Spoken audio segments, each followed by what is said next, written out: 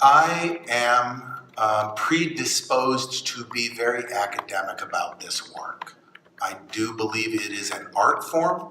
I believe that as an art form, it is connected to a traceable, describable pedigree of behavior that goes back hundreds of years and is studyable and that you can learn from, that it is a classical art form.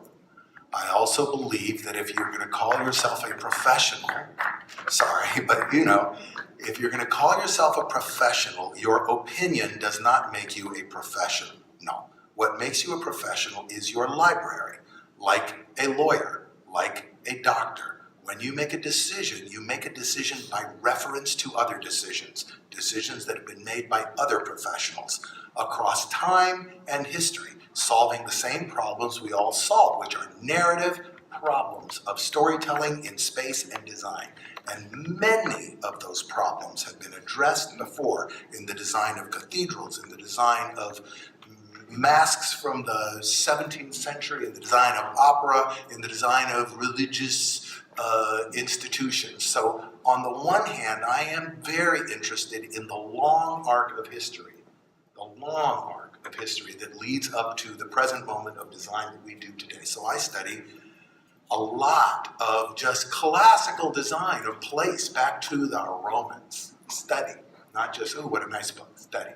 And then we live in a time when there is a Copernican revolution taking place in our own understanding of our brains and our evolution and who we are as a creature. And we do not need to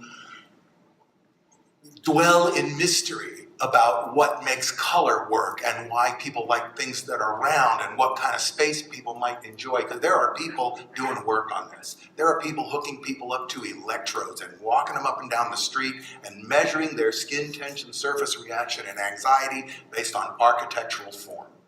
That's a thing.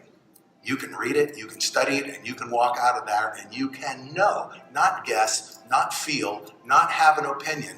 You can know that the kinds of textures and surfaces that we create within these rich, detailed environments are superior.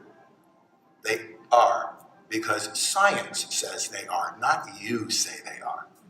So I think, on the one hand, the deep arc of historical learning, back in time, of great designers and their decision-making, and the immediate revelation in our time of the nature of the human brain and the human creature and how we really respond to phenomena for real, both through this mass data collection and the specific study of our brain, change this game in two ways to make it become, because it's very hard to negotiate from this idea of please give me untold fortunes of money to do something I think is a good idea. It's just not a very strong argument, So by establishing that it is an art form and that the art form has roots and that these roots are valid and they don't change, you're creating a different graph. You're not creating a 60-year graph. You're creating a 2,000-year graph.